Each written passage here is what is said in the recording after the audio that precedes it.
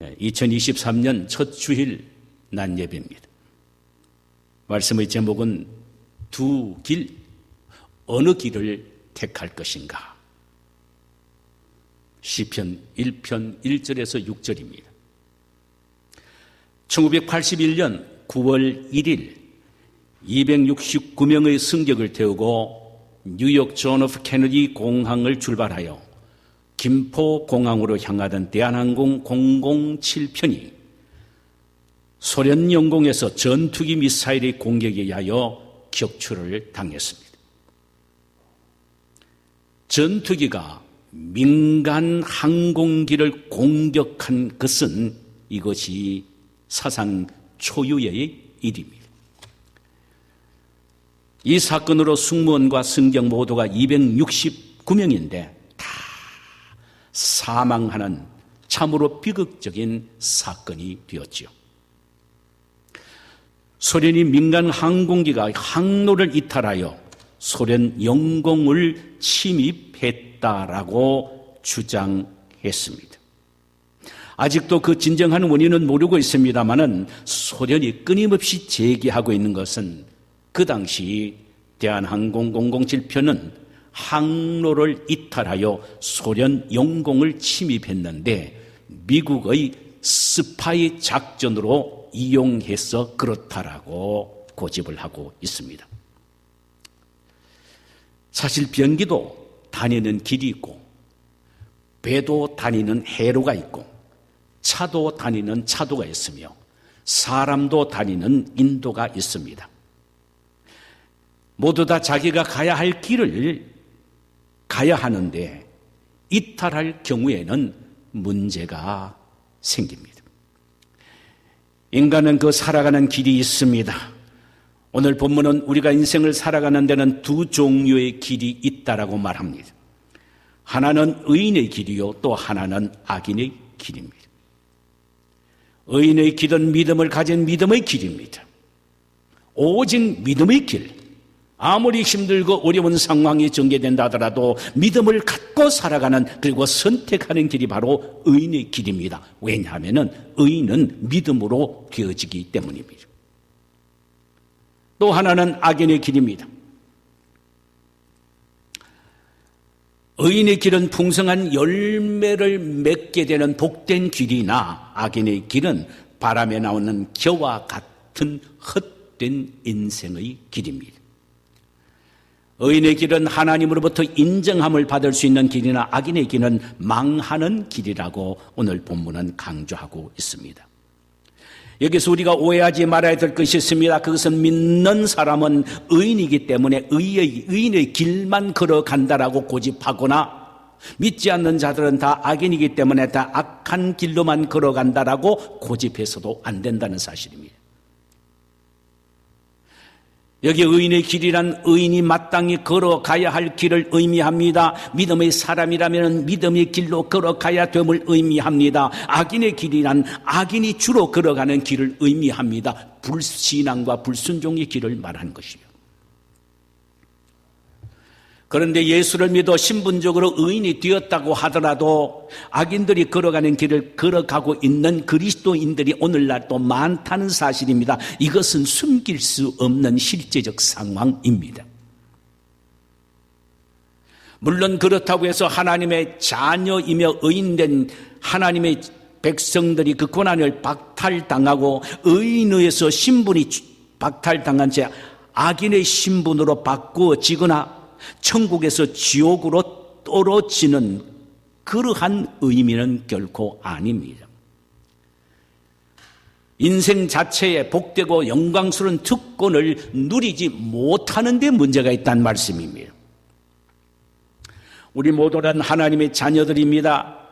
하나님은 당신의 자녀인 우리에게 복되고 영광스러운 특권을 주셨습니다. 우리는 이 특권을 누리며 살 수 있는 권한을 부여받은 사람입니다. 그렇게 살기를 하나님은 오늘날도 우리에게 원하십니다.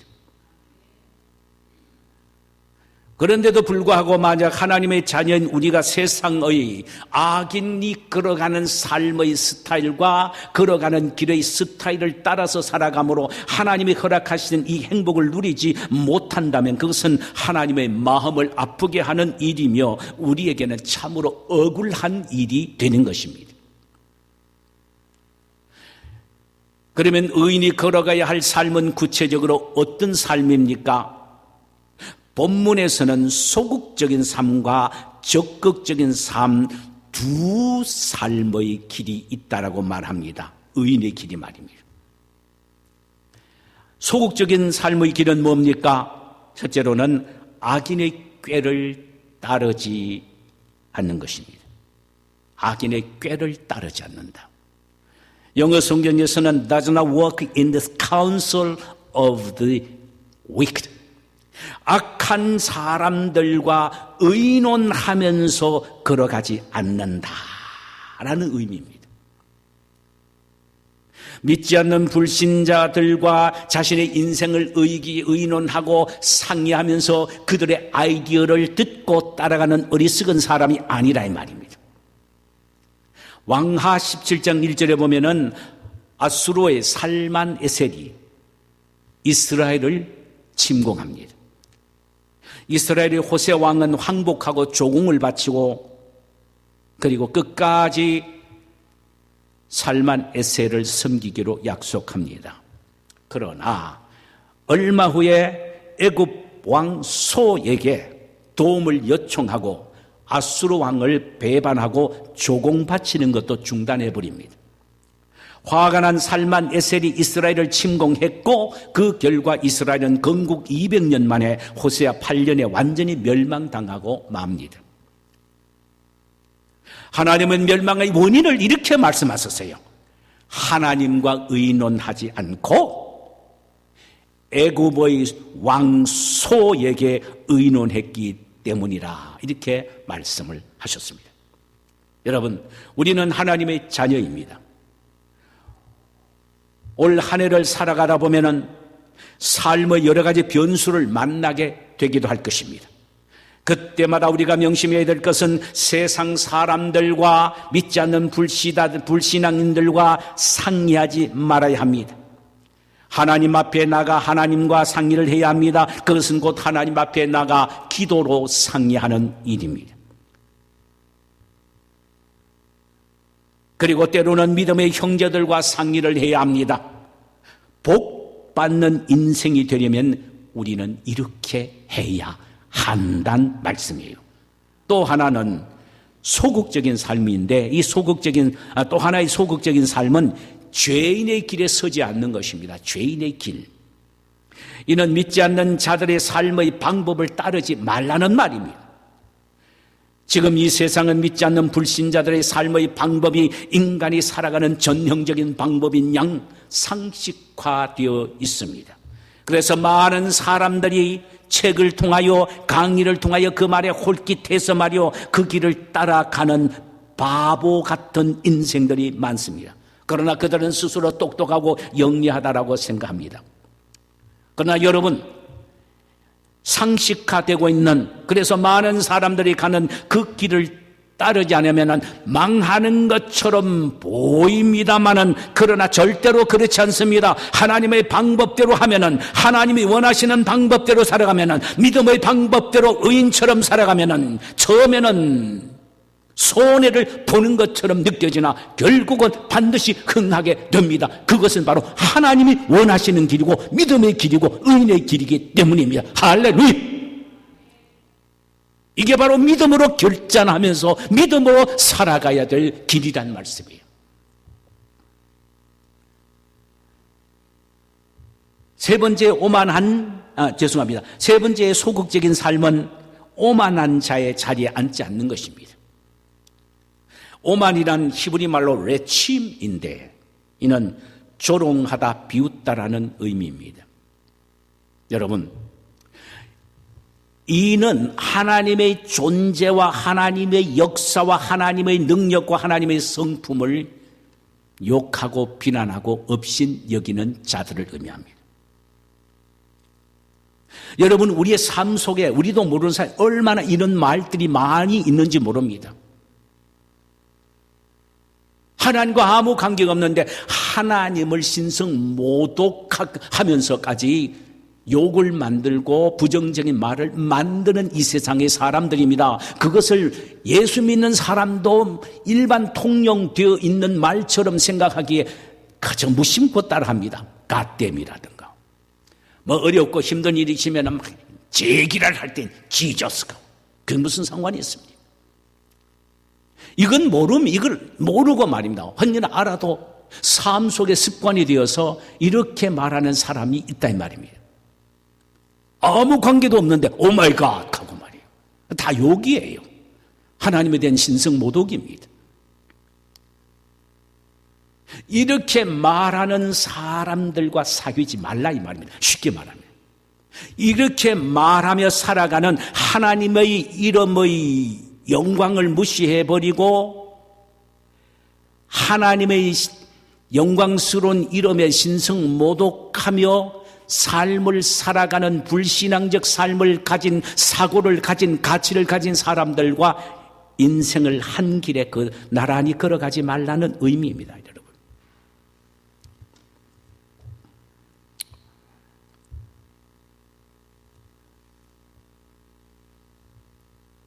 그 반면에 믿음의 형제들과 함께 신앙적 삶을 나누며 살라는 것입니다.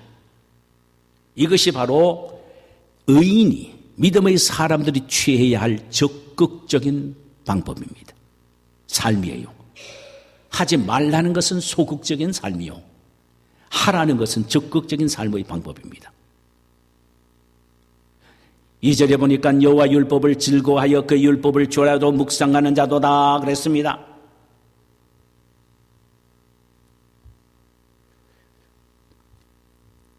적극적인 삶을 살아가는 사람은 하나님의 율법을 즐거워하며 묵상하는 삶이란 말이죠.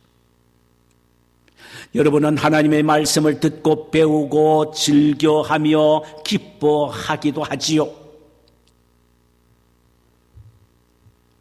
그러나 그것으로 부족합니다.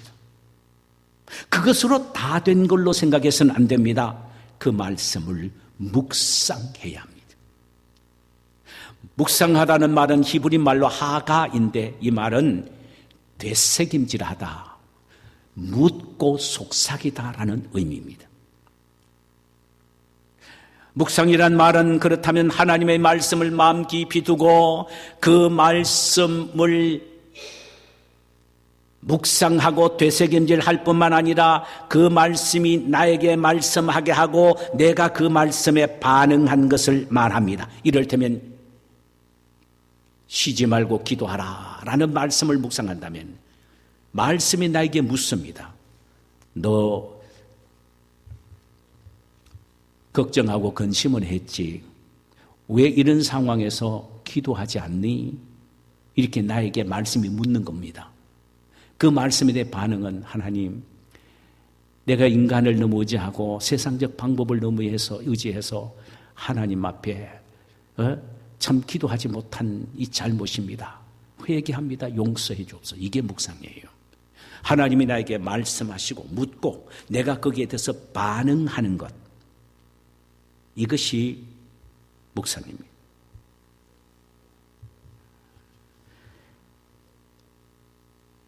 이렇게 소처럼 말씀을 내 속에 다시 되새김질하고 묵상하고 그 말씀이 나에게 묻고 내가 대답하는 한 분만이 아니라 계속 그렇게 되새김질하는 것, 이것이 묵상입니다. 그렇게 할 때 그 말씀이 내 생각과 마음을 지배하게 되고 내 인격을 새롭게 변화시키며 행동과 삶을 바꿔버리는 것입니다.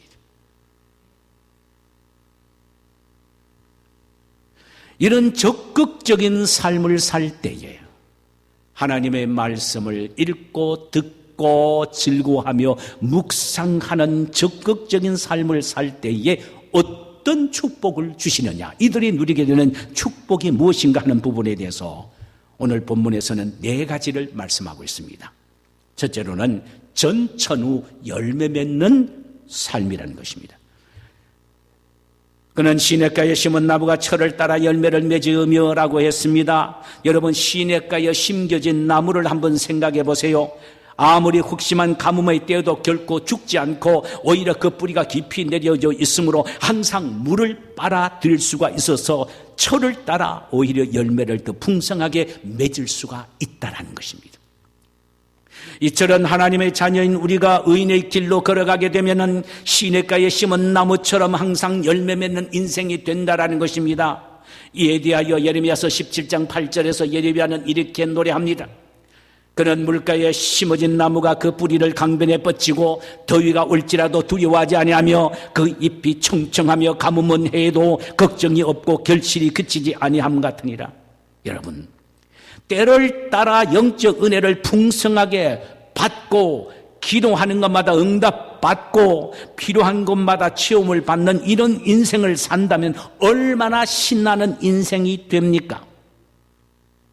그야말로 예레미야의 말씀처럼 그저 어떤 더위가 올지라도 두려워할 필요 없고 어떤 가뭄의 때에도 잎이 청청하고 결실이 주렁주렁하게 맺혀지는 인생, 이것이 바로 여호와의 말씀을 묵상하며 인생을 살아가는 의인의 삶의 발걸음마다에게 주어지는 축복이라는 말씀입니다. 이 말씀대로 우리 모두가 이런 복을 받게 되기를 주님의 이름으로 축원합니다.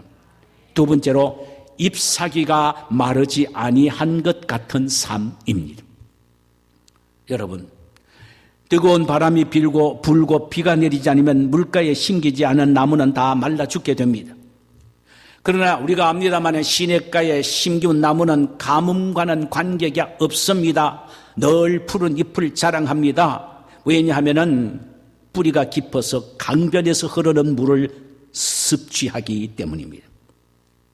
이처럼 의인의 삶은 아무리 가뭄과 뜨거운 햇살과 같은 생연이 고난이 닥친다고 해도 그 뿌리가 영원한 생수가 되시는, 그 뿌리가 영원한 생수가 되시는 예수 그리스도에게 깊이 뿌리 박혀 있으므로 생수의 근원이 되신 예수님께서 끊임없이 풍성한 은혜를 공급해 주시기 때문에 우리의 삶은 늘 싱싱한 삶이 된다라는 것입니다.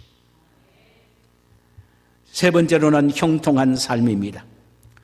여기에 형통이라는 영성경에는 prosperous, 번영으로 번역이 되어 있습니다. 이 번영의 의미가 종종 우리가 오해를 하는 데만 그칩니다.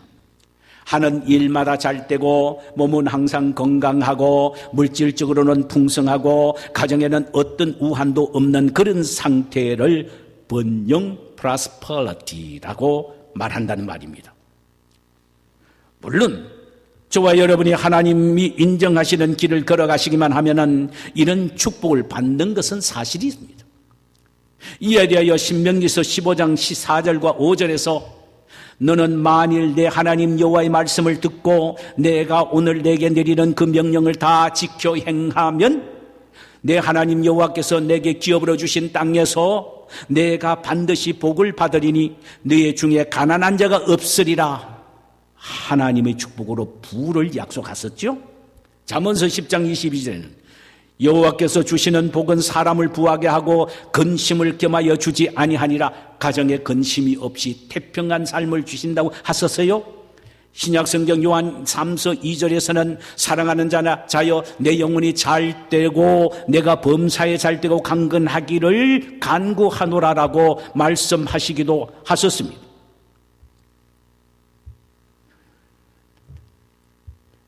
이것을 보면 얼마나 복된 인생입니까? 그러나 성경은 우리에게 분명히 말씀을 합니다. 모든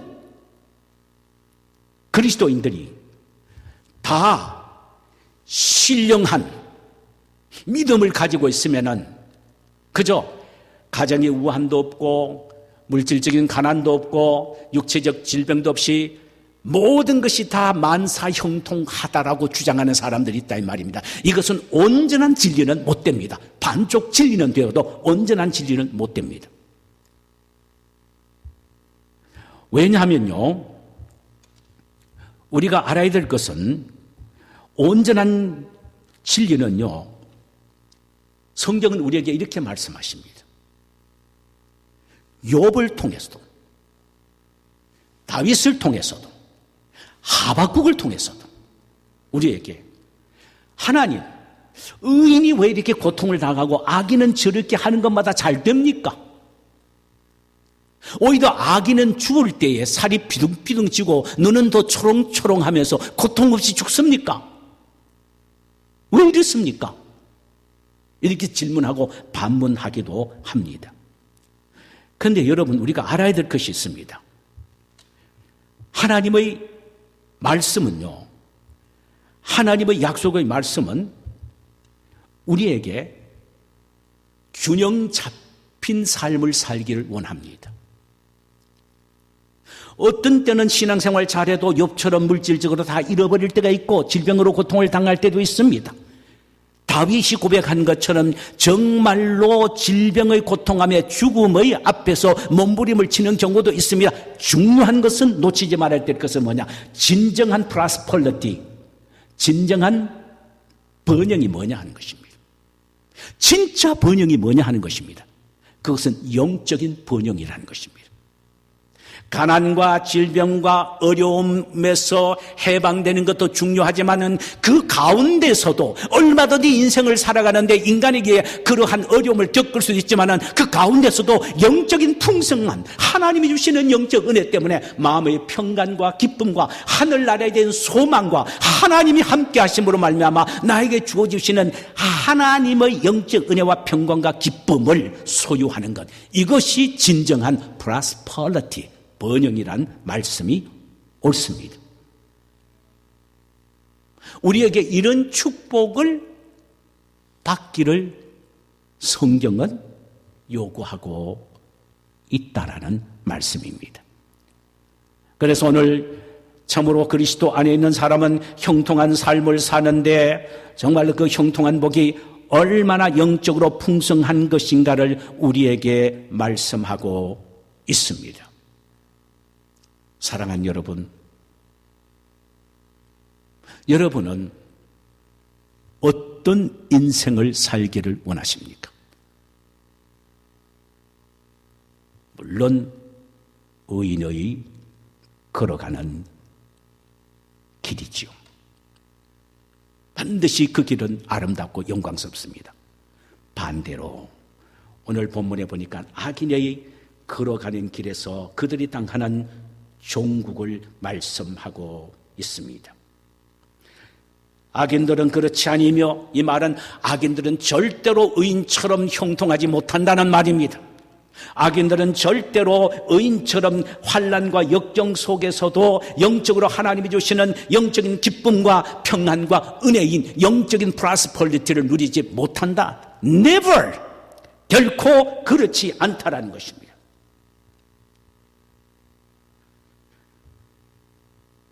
그들의 삶은 바람에 나는 겨와 같다는 것입니다.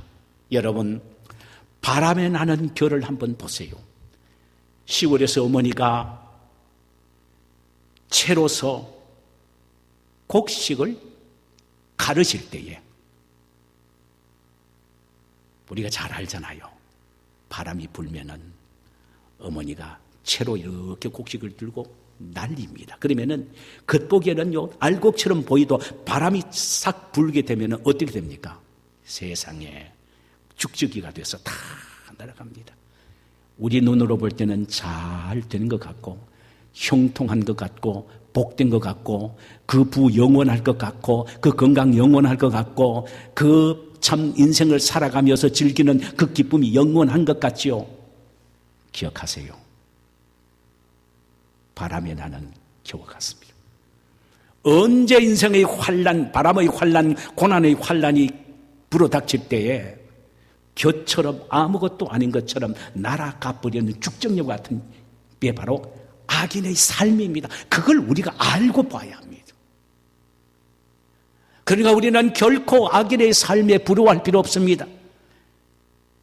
그들의 삶이 잘되고 부하고 평온하고 형통하는 모습을 보면서 야 부럽다, 나는 주님을 믿고 예수를 믿는데도 요망랑 요꼴이냐, 저 사람 예수도 안 믿는데 저렇게 잘 되네 할 필요 없습니다. 물론 그런 말을요 하박국도 했습니다. 하나님, 왜 악인이 저렇게 잘 됩니까? 의인은 왜 이렇게 고통을 겪고 쪼그라듭니까? 말씀 좀 해주세요. 자, 그 이야기를 하나님 앞에 반론을 하면서 깨달은 게, 하나님이 그렇게 깨달음을 주셨어요. 그게 뭐냐? 감람나무에는 소출이 없고 외양간에는 소가 없을지라도 나는 여호와를 인하여 기뻐하고 즐거워하리로다. 할렐루야. 주님 안에서 주님이 주시는 영적인 평안과 기쁨과 영적인 행복, 하늘나라에 대한 소망의 기쁨을 세상에 깨닫게 되니 너무너무 행복하다 이 말이죠. 그들의 삶은 겨와 같습니다. 곧 날아가 버리는 겨와 같습니다. 또 하나는 의인의 길은 여호와께서 인정하시나 악인의 길은 망하리로다. 야, 여러분, 멸망의 길입니다. 악인의 길은 망하는 길입니다. 왜냐? 그 속에는 예수가 없기 때문입니다. 그 속에는 하나님이 없기 때문입니다. 하나님을 사랑하는 사랑의 마음도 없습니다. 하나님을 믿는 믿음도, 예수를 믿는 믿음이 없어요. 믿음이 없긴 게 악인이죠. 믿지 않고 있으니까 결국은 그가 가는 종국은 어디입니까? 지옥입니다. 믿지 않는 사람들 지옥 갑니다. 되게 기분 나빠하지요. 그것은 진리입니다. 그래서 빨리 돌아오게 해야 합니다. 중요한 것은 악인의 길이 아무리 형통해 보이고 아무리 크게 보이고 아무리 멋있게 번쩍번쩍 빛나는 융단을 깔아 놓은 것처럼 느껴지는 길이라 할지라도 그 길은 어떤 길이라? 망하는 길이라는 겁니다. 멸망의 길이라는 것입니다. 여러분, 2023년 우리에게는 이 두 길 중 하나의 선택을 요구하십니다. 의인의 길을 갈 것인가? 믿음으로 나가는 길을 갈 것인가? 지금 보지 않고 지금 너무 암담하고 좌절스럽고 절망스럽게 보여도, 그러나 하나님의 약속의 말씀을 붙잡고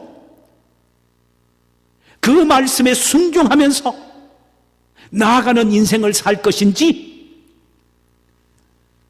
편한 대로 악인이 걸어가는 길은 넓다고 했습니다. 많은 사람이 걸어간다고 했습니다. 편한 길, 겉보기에 형통해 보이는 길, 겉보기에는 물질적으로 풍요롭게 보여지는 길, 참으로 신나 보이는 길, 그 길을 선택할 것입니까? 그럴 수 없습니다. 그 길은 겉보기는 성공처럼 보이나 실패의 길이요, 복된 길처럼 보이나 망하는 길입니다. 생명의 길처럼 보이고 잘 사는 인생의 삶처럼 보여지나 결국은 멸망의 길입니다.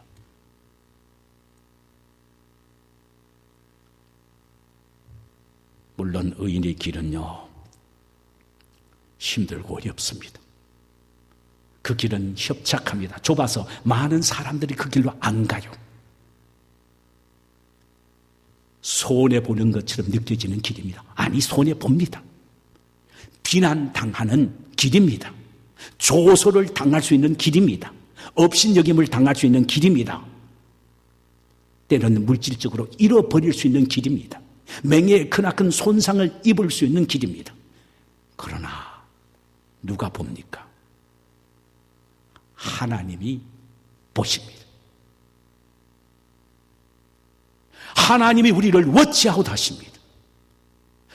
그래서 그분은 당신이 원하시는 길로 걸어가는 우리의 모습을 보면서 안타까워하시기도 하시고, 그것 때문에 내가 눈물을 흘릴 때 하나님은 나에게 찾아와서 눈물을 닦아두시고, 괜찮아, 일어나, 이 길이 바른 길이야. 이 길이 축복된 길이야.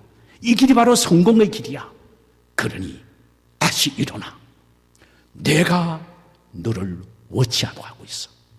내가 너를 도우고 있어. 다시 일어나 파이팅하라. 이것이 바로 의인의 길이고 믿음의 길입니다. 이런 길을 우리 모두가 2023년 살아가심으로 우리의 삶이 시냇가에 심은 나무가 시절이 쫓아 과실을 맺는 것처럼 풍성하고 진정한 형통한 삶이 될 줄 믿습니다. 이런 축복이 우리 모두에게 있어지기를 주님의 이름으로 축원합니다.